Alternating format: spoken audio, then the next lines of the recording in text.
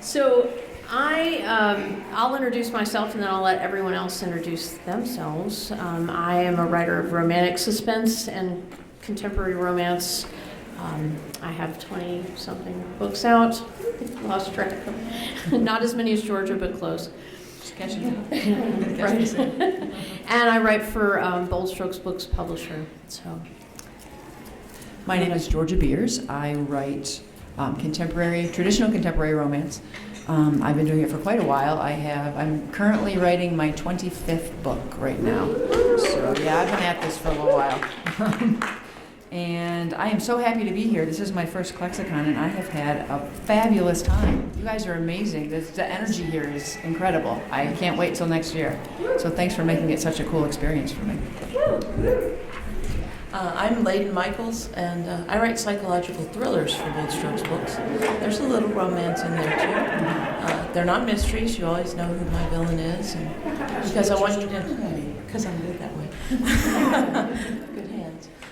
And so you always know who they are, but you don't know what motivates them. And I'm told my books are very creepy. It's what I like to read, so it's what I like to write. I'm MB Austin. I live in Seattle, where it rains a lot. It's really interesting to be here. I write thrillers with women in love and danger. Yeah, they're a lot of fun and also a little on the more seriouser side, which we get to talking about. And there's only 2 of them so far. The 3rd one will come out next year. And I'm really not so awake yet, so I'm going to bring the talk slowly today and be very thoughtful, because the thoughts are moving at that speed. I'm Barbara Ann Wright, and I'm always awake. I write fantasy and sci-fi with lesbians in space or just regular old sarcastic lesbians running around the earth. so can we just have a big hoot? So you wouldn't, yeah. So that Because we're people always think there's competing something. against Okay, each other. here we go.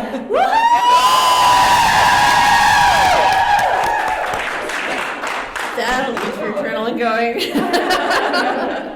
So the title of this panel is Strong Women in Fiction. So let's just toss it out there. What makes a character strong? What are the characteristics that make a character strong? For you, and Georgia, I'm gonna go first because you were looking at me. You think I would have learned that by now, to just go. I know, you think I would learn. I think that for me, a big part of making a character strong is also making her real. I need her to admit when she's wrong, and not only admit when she's wrong, but take responsibility and apologize and fix it. I need her to be human. I think if you can get the humanity in there and have her just be a decent person, that's strength to me. Yeah. In an emotional sense, I'm obviously not talking about lifting heavy things, but we'll get to that. But yeah, for me, she's got to be human and heartful. Like that. Yeah. Make them. I'm a writer. I'm allowed to make up words, right? Laydin, your characters are facing diabolical things. Yes, they are. There's a big difference between writing a strong female character and writing a strong character who happens to be female. Good point. And the difference primarily is in the development of the character. A really good, strong character has flaws. They have something they're trying to overcome. And that helps make them real. They need to be real, but you need to be able to appreciate their journey. They can't just automatically be a superhero. You have to develop. You have to understand what makes them make decisions that aren't exactly the best all the time, and how they get out of the situation they get themselves into. That's my opinion. Yeah. And I'll tag on to that a little bit. I think women in our society grow up being told so many things about who they're allowed to be and how they're supposed to be, and getting all these messages that really aren't super healthy and also are trying to dictate to them about their identity. And I think the strong women that we write, especially writing queer women, They're strong because they have integrity, because they have figured out who they are, because they're deciding which of those voices they're going to listen to, and that their voice inside them about who they are and their authenticity is more important. They are okay the way they are. And usually, I mean, in my books, yeah, people are getting shot at.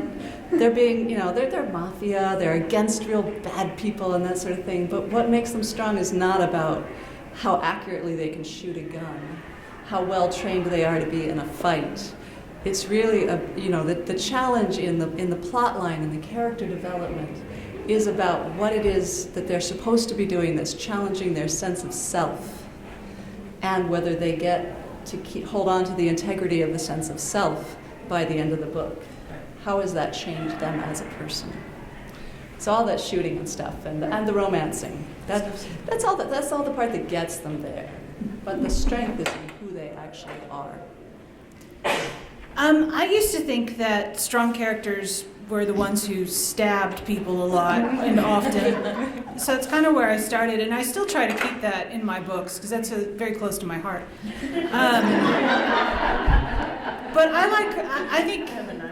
No, I don't like stabbing myself close to my heart. Stab you. Oh, okay. I just wanted to stab.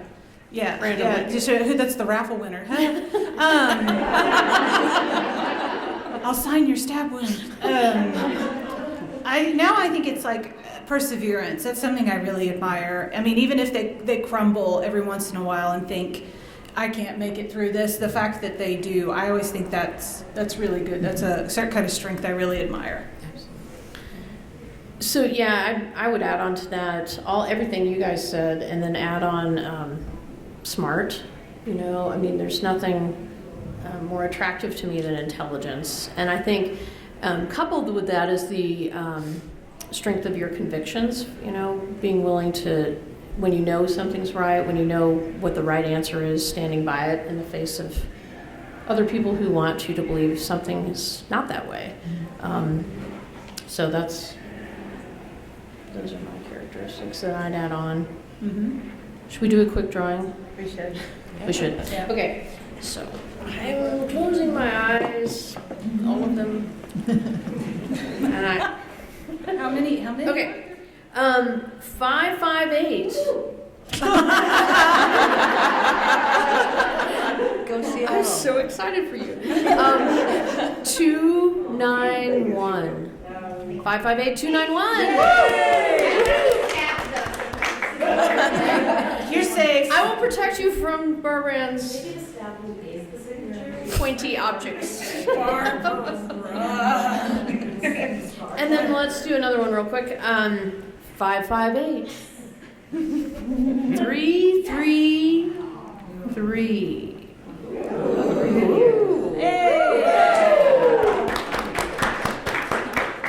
We have Spencer's Code by Missouri Vaughn. This is a good book. Ooh. Okay. Still have to keep paying attention. So tell us about a strong female character you've written.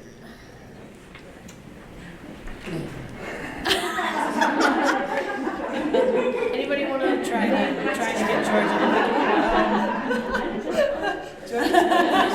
MB, why don't you talk to us about your lead Sure. character? Sure, especially because, I've only got a few books, and all of them are Maji Rios novels, so they must be about Maji Rios. She's got she's got an intersectional identity, like so many people in real life. She's from Brooklyn, she's all-American, but her parents are from other countries. They're from Chile and Iran. And she grew up speaking lots of languages and knowing all kinds of different people because she's from Brooklyn. And that made her a perfect candidate to be one of the first covert operators for the U.S. Army's Delta Force. For a long time they said that didn't exist. Now they say there aren't any women in it. Well, there are women operators, like there have been for a lot of places and a lot of times. So one of her strengths is she can be anybody, any place. She can fit in, she can relate to a lot of people, she has rapport.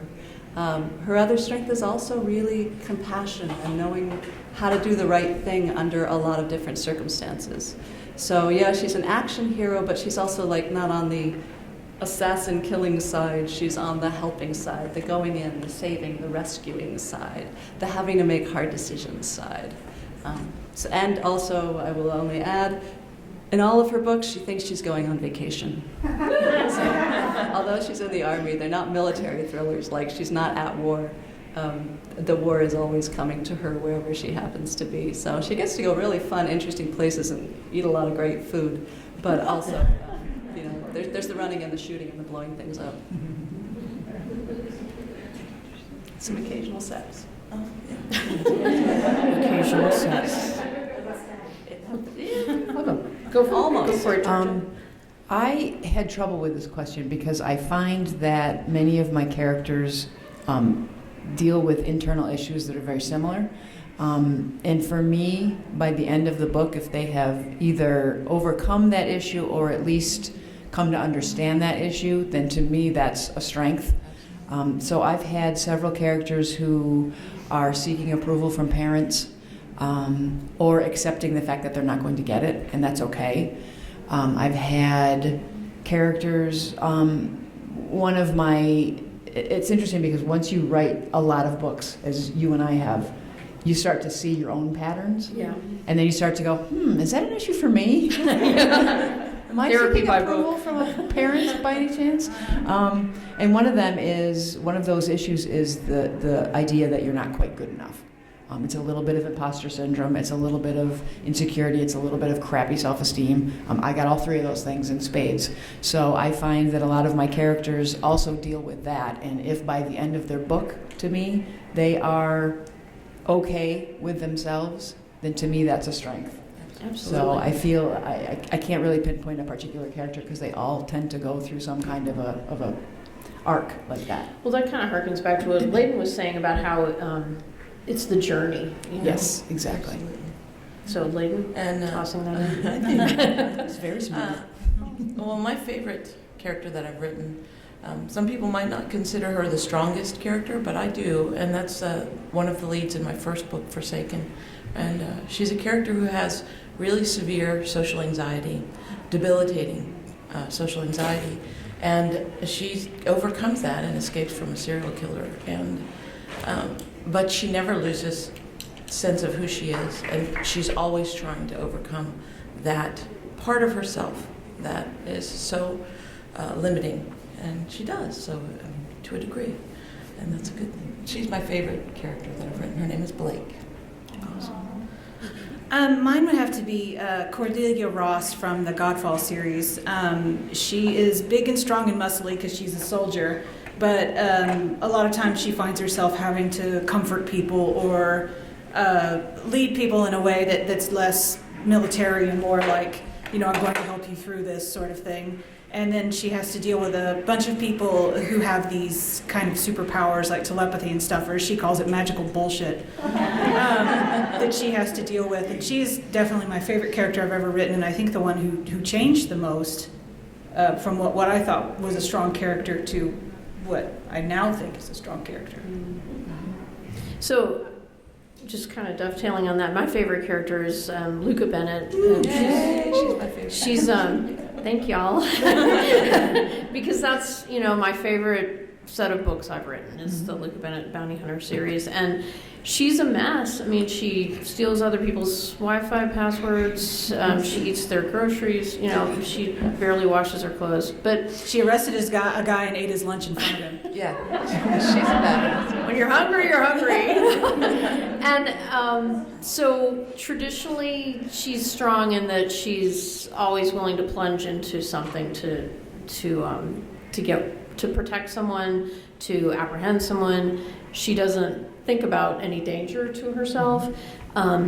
But that's not really what makes her strong to me. And what makes her strong to me is her unflinching loyalty to her friends and family. And then also, I didn't watch her grow. I made her grow. Listen, I am the puppet master. Over the course of books, and she learned how to let love in.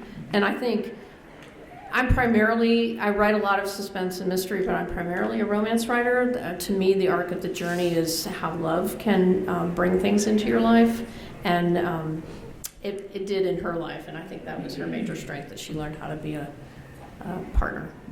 Can I tell a little story? No, sure, tell a story. It's something about realizing something about realizing what we do as writers and how we can help ourselves. I was in therapy. I only had like 3 or 4 books out. So I was in therapy, and my therapist asked me one day who was my favorite character that I had ever written and why. And I thought about it, and probably thought about it way more than I should have. And I finally picked one. And he said, why? And I said, well, she's smarter than I am, and she's funnier than I am, and she's stronger than me. She's who I want to be. And when your therapist does this, for a long silence, it's not fun. But he finally said to me, do you see that because you created her, she cannot be stronger than you or smarter than you or funnier than you? And I was like, so it's just, we have the ability to take these women on these journeys, but it's also a little self-help for me anyway. Yeah, you threw a 20 on the table and said, I don't need you anymore. Done, cured. Thanks for your help. So I had tossed this question out to you folks in advance, but I don't know if anybody wants to take it on. Talk about playing with societal norms when it comes to what makes a person strong. And we've kind of touched on that, but Barbara, you want to? Well, growing up, I had an older brother and a very domineering dad, and so I eschewed anything feminine because I thought that was weak. Because they were like, this is only manly things are strong. And later I had to learn, you can be and look like whoever the hell you want to be, and you can be strong. So I think we're moving away from that whole this character likes pretty dresses and everything, so she's weak, and this one acts like a boy or a man, so she's strong, and that we can see them both as strong in different ways. But I think specifically of Arya and her older sister, whose name escapes me from Game of Thrones. Sansa, yes. That people were like, I hate Sansa, because she has all this, she doesn't care about anything important. And then Arya is the strongest one, because she's more boy-like. Mm-hmm. But I really think we're moving away from that now, so that you can wear a skirt and still stab people. You really can't have it all.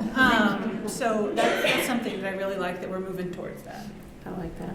I like that too. Sansa is somebody that I was thinking about earlier today, because I thought the same thing. She was my least favorite character when the show started. Me too. Because I thought she was just whiny and prissy, and I just didn't like anything about her. And then she just became a badass. Totally. But in an intelligent way. She's this. Yeah. There's not yelling and screaming. She's just you off with your head. But I'm sorry. But she's grown so much, and she is intelligent, and she's thoughtful, and she's my favorite now. She's one of my favorite characters. So that was an amazing arc to watch. I'm actually envious that someone else wrote it. I think also when it comes to challenging the societal norms with a strong character, it's standing up for what you believe in regardless of the consequence. And I think that's always been portrayed as something that's harder for women to do. And I don't believe that that's the truth. And I know that's not the truth. But I think that's been what's been presented. And I think now it's much easier to challenge that. And it's a great place to challenge it in your writing. It's also great to challenge it in your everyday life and just be who you are. And so I think it'll be much less of a challenge for people going here forward. Yeah, also societally, featuring strong women as our leads means the story changes some. Like, everybody talks about the hero's journey, and the hero's journey is we start here, and he does this, and he does that. And it's all like, he's doing this. It's always like there's this one person in the story, and everything else revolves around them. But in the stories that feature women who are your leads, usually there's a community. And women don't do things alone. They do not save the world individually by their great strength. and might. They're not superheroes. They are like super community makers. They engage other people. They build a team. They get help. They ask for help. You know, like your male hero is never stopping at the gas station for directions. Your female hero will absolutely do that. And she will get there. And she will bring something. Snacks. There'll be snacks. She'll have snacks in her And she'll bag. say thank you. And she'll cry. She will break down and need help at some point, and that will be part of her journey. Well, and just kind of jiving off that, the men don't ever do anything on their own either. I mean, no character But we does pretend anything to. on their own. And so a woman's strength can be, you know, admitting, I can ask for help. I have a community. I can call upon my friends. And that is never a weakness. It's always a strength. We're always stronger together. So the next question I'm going to ask, I'm going to tell you, and then I'm going to do a drawing so you can think. Uh-oh. So do you accept the premise that strong female characters are gaining in popularity? And if you do, talk about some outside your own work that you admire. So let's do a drawing. Eyes closed. Okay. 558 286. So sorry, I really want to draw your name.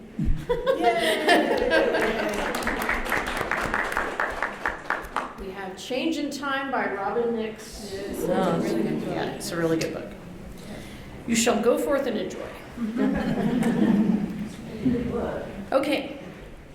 558 332. So close. Close? No? Oh, yes! Falling into Her by Aaron Zach. Thank you. Okay. So, what was the question? Strong female characters gaining popularity outside our own work. Yeah, Right. do you think strong female characters are gaining in popularity?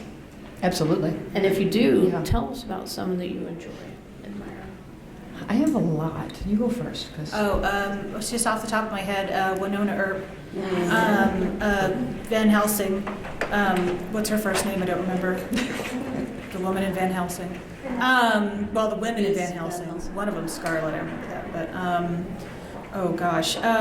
and on Legends of Tomorrow, the White Canary, Sarah. And all the other ladies on her team, because they're just getting more and more, and the men are just like, I'm going to wander off into the sunset. And it's like, farewell, whatever your name was. Supergirl, love her sister, love Alex. Can't wait for her to get a new girlfriend. It should be Lena Luthor. Yes. And I have to let somebody else go now, or I'll just be here all day. Okay. Well, I was thinking, my favorite strong character who happens to be female is Ripley from Aliens. I'm old school, and Ripley had flaws. Ripley was afraid, but Ripley persevered, and I love her. And then in writing, I'm going to go to some of the books that I've read, because maybe you don't know about some of the strong women characters that I've read. My favorite is Kane Casey, and she is from a writer from Bolstrick's books named Allie Valley. She is a mob boss in New Orleans. You have never met a more flawed but fantastic character, and I advise you to read about her, because you will never forget that you've done that. She's my favorite. Very true. Ripley, she was like top on my list. And also along that same line is Sidney Prescott from the Scream movies. Yes. I remember when the fourth one came out, and it was like 10 years between, and my thing was, if you kill her off, Wes Craven, if you kill her off. But she just keeps on going. She never gives up. Just such strength. Sansa from Game of Thrones, definitely. And I was thinking, we've gotten so many new, we've got Captain Marvel, and we've got Wonder Woman, and just this bevy of strong women that are now proving something that we shouldn't have had to prove, which is a strong female lead can carry a movie, and make money. But they're everywhere. They're everywhere. And I'm trying to think of things. I watch a lot of TV, so Yes. I apologize. It's a lot of TV and movies. Thunder from Black Lightning. Yeah. That's a good one. Go ahead. And I tend to be drawn, not surprisingly, toward the helpers. Like, in a crisis, who you're looking to? The helpers. They give you hope. So I like Dr. Helen Magnuson from Sanctuary. Oh, yes. She's been around for 150 years. She's had time to figure stuff out. Also, older women. Yes, older women, old enough to not give a fuck. They know what counts. They've figured out what counts and what doesn't count, and they're only going to do what counts. Olivia Benson. Like I mean, everything she's gone through. She's my age, so she's an older woman. I mean, she's been around for 20 years. The show's been on practically. All the stuff she's had to go through, being a child of rape, having 1 million lesbians They have across the tortured world love you. Yeah. I mean, her life is hard. And she should have hot blonde attorney waiting for her. Right? Alex. The glasses of justice. Somebody in the audience pointed out, I cannot remember anybody's name, the Thunder's mom in Black Lightning. Oh, yeah. Who, when they all ran out of their superpowers and were like, what are we going to do? And she says, move. And she's behind them with a shotgun.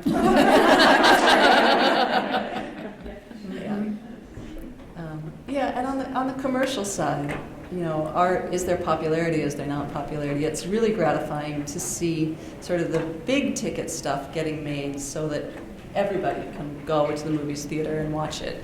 And, little boys can want to be Captain Marvel, and they mean the new Captain Marvel, not the old Captain Marvel. And that sort of thing. And it's wonderful to go to women's basketball and have the boys in the crowd saying, no, I'm Sue-Bird. No, I'm Sue-Bird. I'm like, oh, all right, this is a better world in the making. That's good.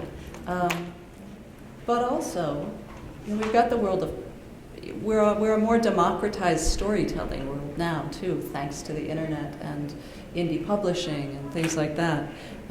So I think we've also seen that readers and viewers who don't have what they want at the movie theater and at the sort of the big ticket things that take $100 million to make can go and buy something that or they can watch a web series that didn't that was crowdfunded.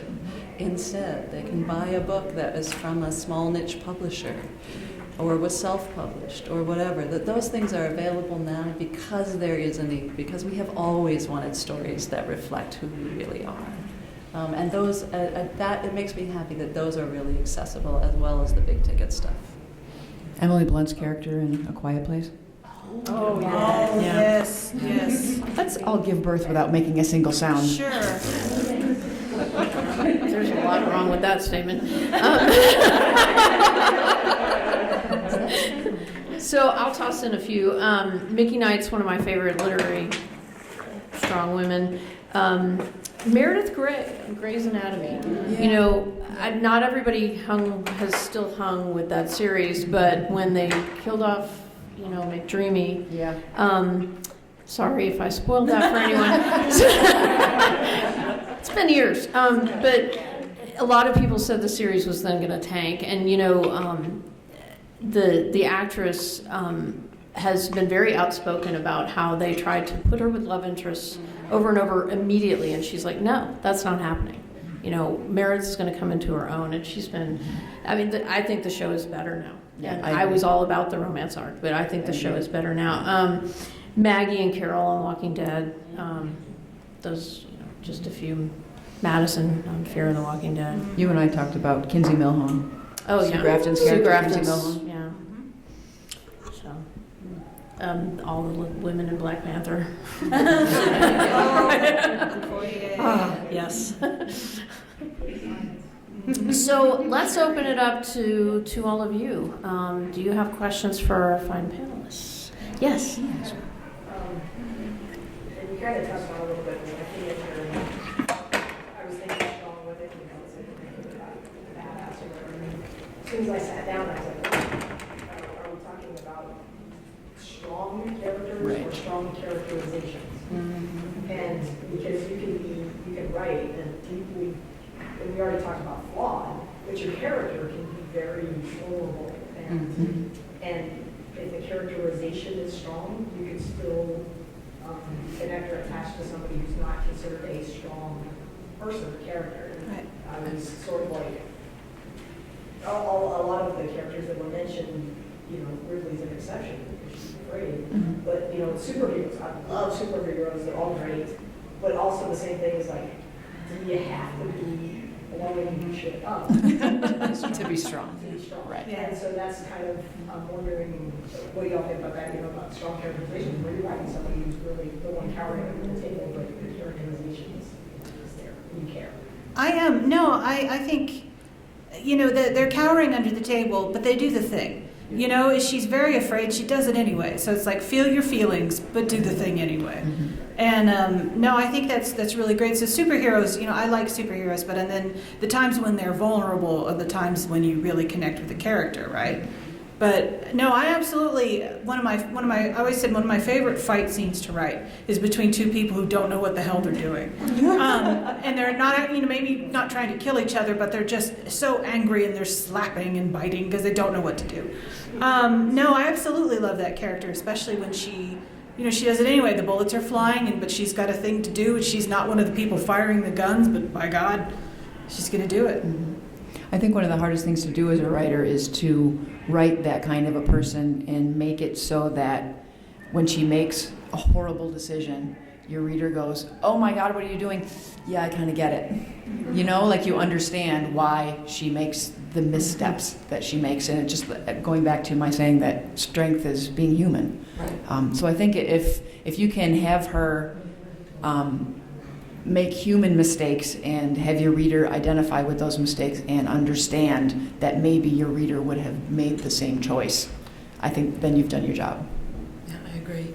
I think actually the characterization is much more important than what's exploding around them or the danger that they're in, because that's where they go. They go into, when your character is trying to get out of any situation that makes them uncomfortable or feel unsafe, they go inside and look for their own strength of self to make the decision to move beyond that and to find a way. That's also key, is always finding a way and never giving up. And the characterization, yes, you can put your characters in a situation where bombs are going off or buildings are falling on them, but having a character who makes herself go into a public place when she's terrified is just as impactful. And yes, you're absolutely right. Strong characterization is what makes a strong character. If at the end of the story she's still cowering under the table, she did not grow. She was not your strong character. She played some other role in the story. Hopefully the strong character maybe came and dragged her out from under the table. Or went under the table with her and told her it was okay to have that feeling and to be there. But that's kind of like how you know who the strong character is. Did they get out from under the table? Yay! Did you root for them to get out from under the table? What if she stays under the table and goes, you know what, I'm okay under here? Seriously, that's okay, right? Y'all come under. This is where the world is going to be now. This is a good place. Come join me. Or you have her just, the whole table just starts moving. She's like, I'm the smart one, I'm taking this This table. is what the future looks like. We'll all be on tables. It's going to be good. It's going to be the right place. Any other questions? Awesome. Blue shirt. Yes. You there. You guys had touched on, the strong characters having flaws. My most recent published novel, I got a lot of great reviews, but one stuck with me, and it was that both main characters were too perfect.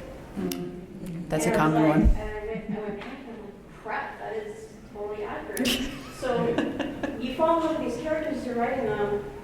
How do you go, how do you allow yourself to let them be flawed and not go so far to the point where you end up hating them like Nancy on Leeds?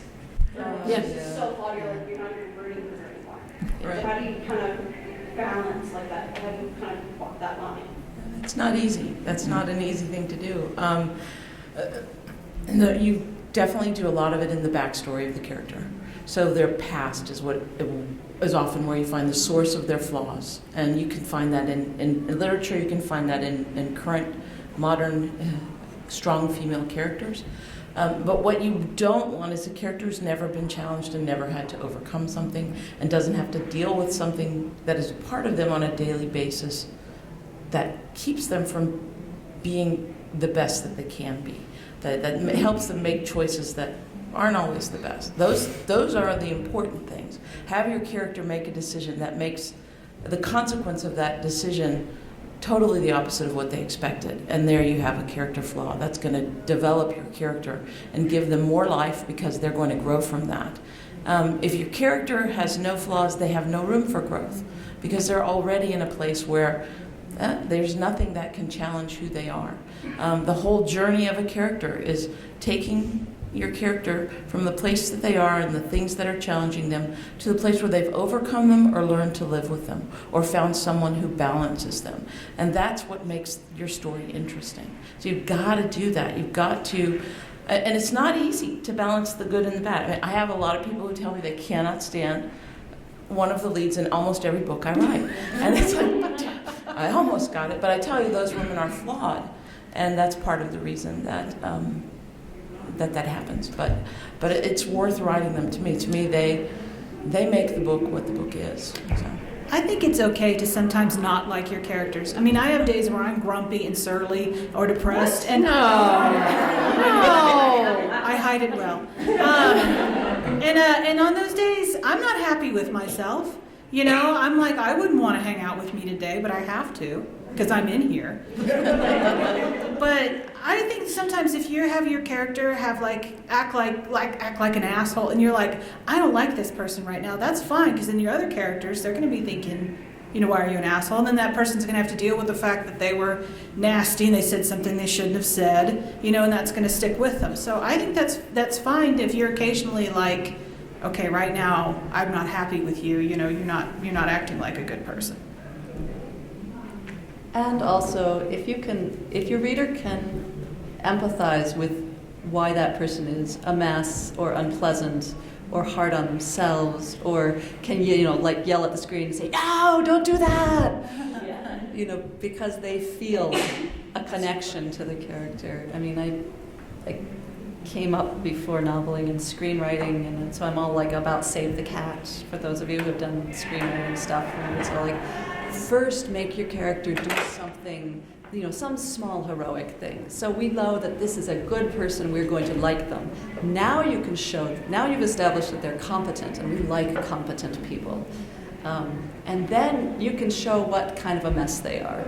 Like, what was the cost of them becoming really good at that? What part of themselves did they shut down that is now going to get in their way of important things like falling in love?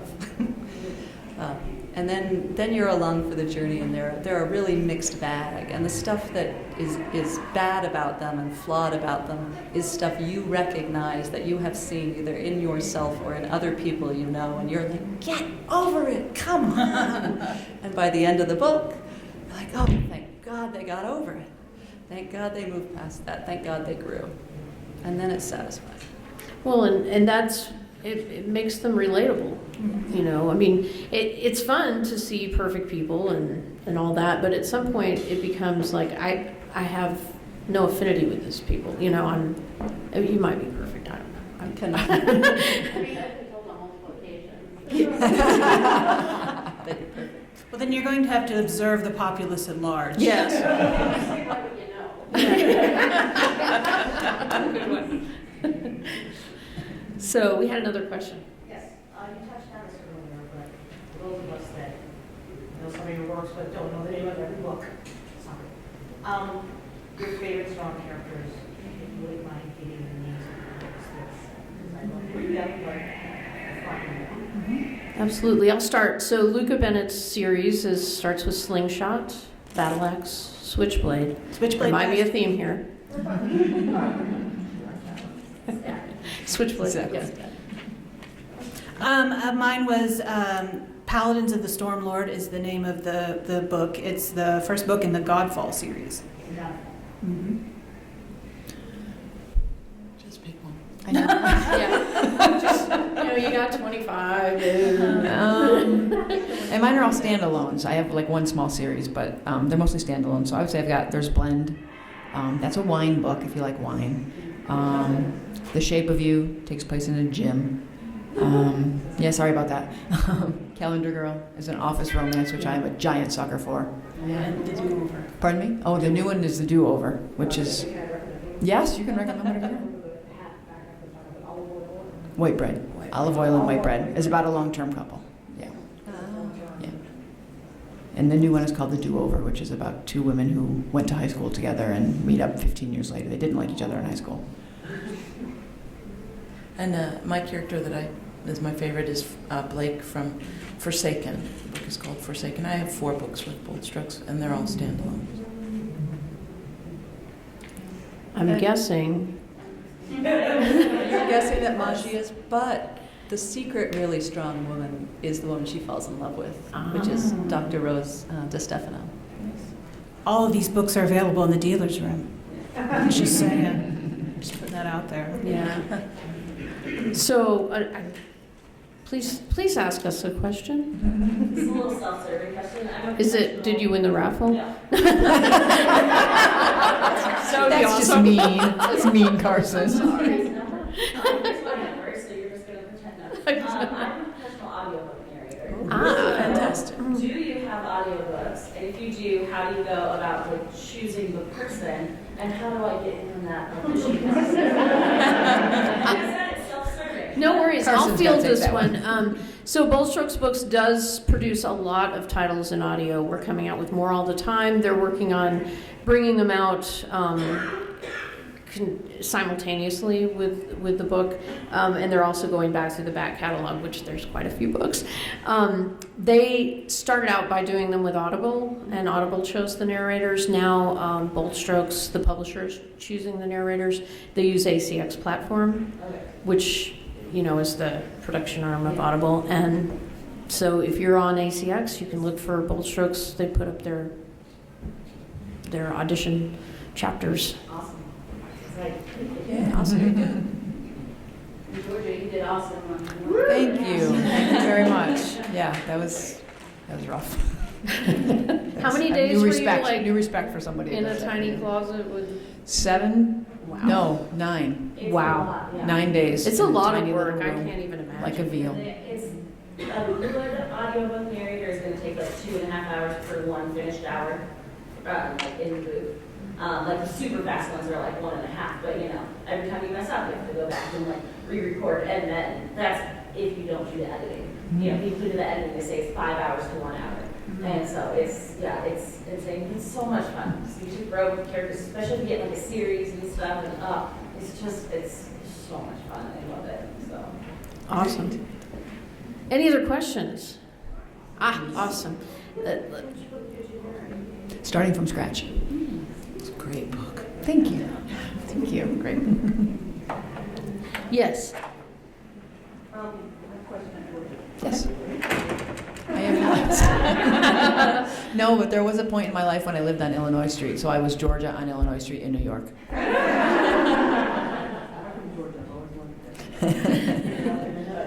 So, talking about favorite strong characters nowadays, did anyone see Godless on HBO? Mm-hmm. Yep.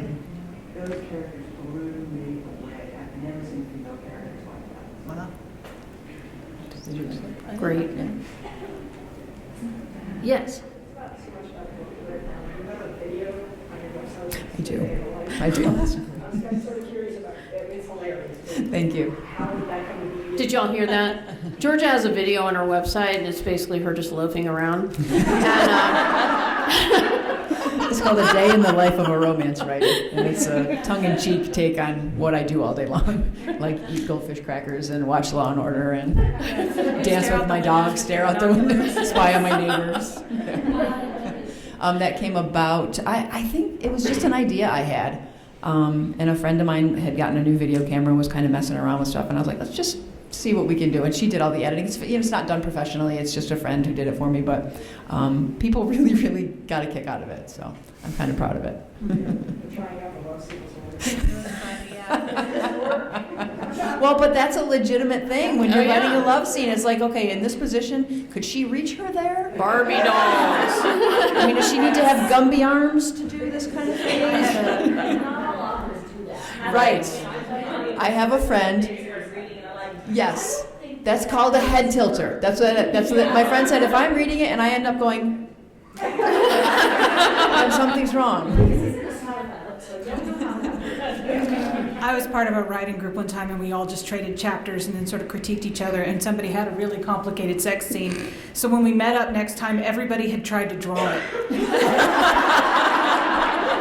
Because nobody quite understood, and nobody got it right. Go to georgiabeers.com to watch her loafing around. And dancing with my dog. You get Yeah. to see my dog. That's important. Yes. Questions?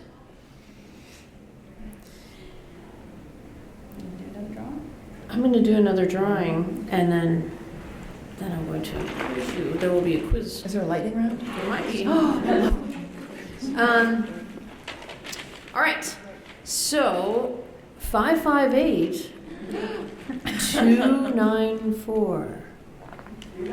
294. Jedi mind trick me. They might have left. They might have abandoned us. So next, I thought we locked the door so they couldn't I know, get out. right? 558 311.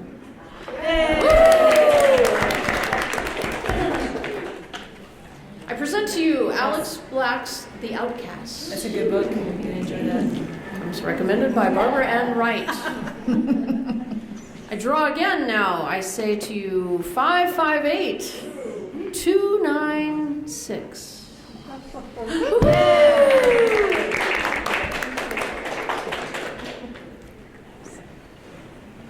Stroke of Fate by Renee Roman. Mystery, love. Dead bodies. Ominous. So let's talk a little bit about process.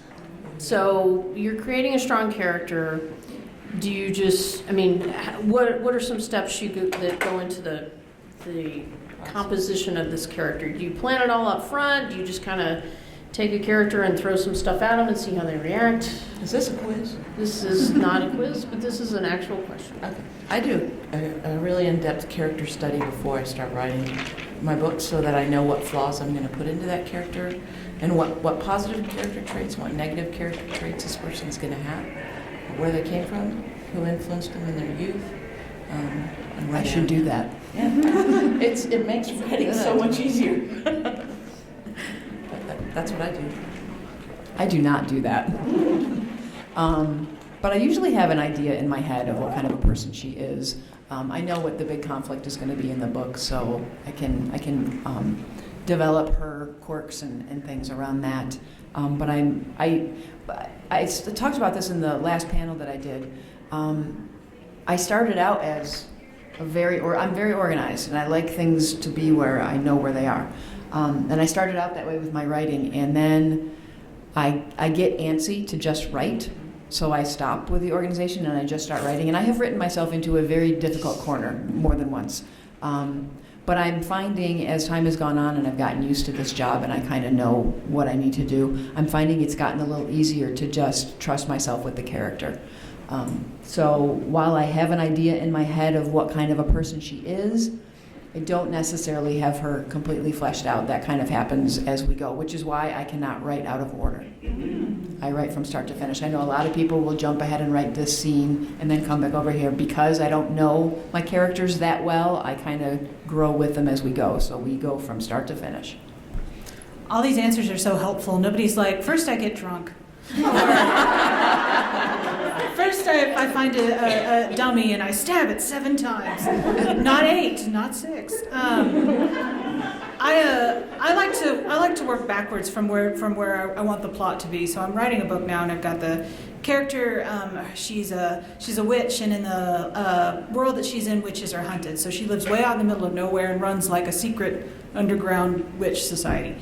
And I thought, okay, somebody who's been in hiding all this time, what might that have done to them? So I gave her agoraphobia, because I was like, okay, she's forced into hiding. She hardly ever goes outside, so this would manifest like this. And I thought this character hates to be seen as weak, so every time she gets an attack, she gets angry and snappish, and if people try to help her, she tries to drive them away. So it's like kind of build like that, what do I need for my plot, and then what would that do to somebody? Yeah, I kind of do the same thing. I mean, I start out with the story idea and then figure out who are the best people to populate that and make that all happen.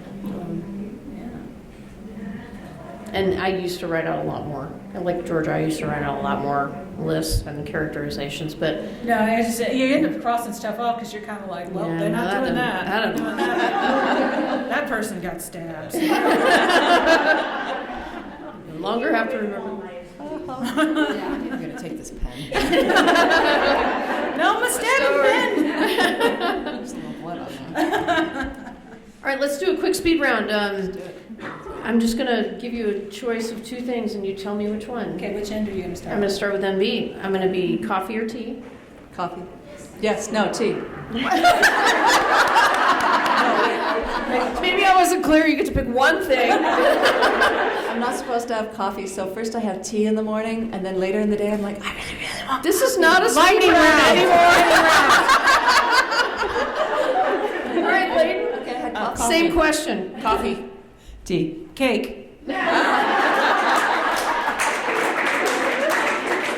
Coffee. All right, the next question is, Barbara, we'll start with you. Pie or cake? Cake. No pie. No, wait, cake. But why? Cake pie. I would like pie, please. You would like pie. Cake.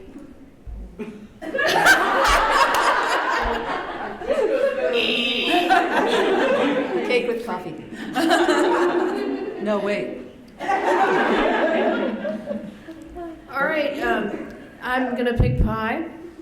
Shocking. So the next question is, start with Georgia. Yeah. Celine Dion or Christina Aguilera?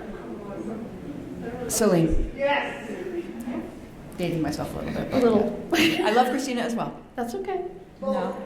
Gaga. That was not one of your choices. Pink. Again, not a choice. Well, yeah, that was not a choice. Evie. Brandy Carlisle. I don't think they know how to play the lightning round. Can I have Lady Gaga and cake? She would wear the cake. That Which would be one fun. did you make us? Which of Poor those? Christina. I'm going to pick her since she did not get picked. All right, Barbara, blonde or brunette? Cake. Oh wait. I like them anyway. I lean towards the blonde. Both. Brunettes. Yeah, all of the above. So we have time for one last question. If anyone has one last question. And thank you. What's one thing you absolutely have to have with you while you're writing? My computer. Besides whiskey or Besides your necessary tools for actually writing. Okay. I was gonna say my stabbing knife, but I'll take cake.